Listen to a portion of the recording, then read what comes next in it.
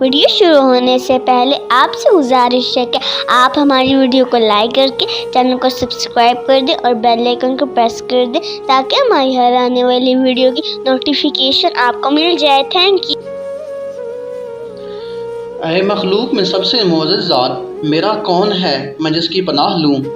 آپ کے سوا بے پناہ مصیبتوں کے نازل ہونے کے زمانے میں اے اللہ کے رسول میری سفارش کرنے کی وجہ سے آپ کا رتبہ کم نہیں ہوگا۔ جب اللہ کریم اپنی صفت انتقام کے ساتھ جلوہ گر ہوں گے پس بلا شبہ آپ کے کرم سے ہی دنیا و آخرت کا وجود ہے۔ لوح و قلم کا علم آپ کے علوم کا ایک حصہ ہے۔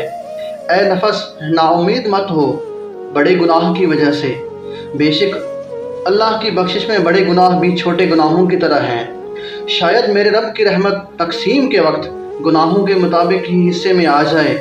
اے میرے رب میری آرزو کو ایسا بنانا کہ وہ ناکام واپس نہ لوٹے تیرے پاس سے، اور میری امید کو ایسا کر دینا کہ وہ ختم نہ ہو، اور اپنے بندے پر نرمی فرما اس لیے کہ اس کا صبر ایسا ہے جب مصائب اسے للکاریں تو شکست کھا جاتا ہے، اور اپنے دائمی رحمت کے بادلوں کو حکم فرما کہ وہ نبی اکرم صلی اللہ علیہ وآلہ وسلم پر لگاتار برستے رہیں، اور آل پر اور صحابہ کرام پر، پھر ان کی تباہ کرنے والوں پر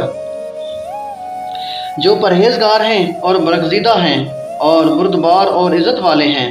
پھر راضی ہو جا حضرت ابوبکر، حضرت عمر، حضرت علی اور حضرت عثمان سے جو عزت و شرف والے ہیں۔ یہ رحمت اس وقت تک برستی رہے جب تک باد صبا بان درخت کی ٹہنیوں کو جھکاتی رہے اور اونٹوں کو ہانکنے والے انہیں مست کرتے رہیں نغموں خودی کے ذریعے۔ بس اس کے لکھنے والے اور پڑھنے والے کو بخش دے، میں تجھ سے خیر طلب کرتا ہوں اے جود و کرم کے مالک۔ وآخر دعوانا ان الحمدللہ رب العالمین۔ صلو علی الحبیب صلی اللہ تعالی علی محمد۔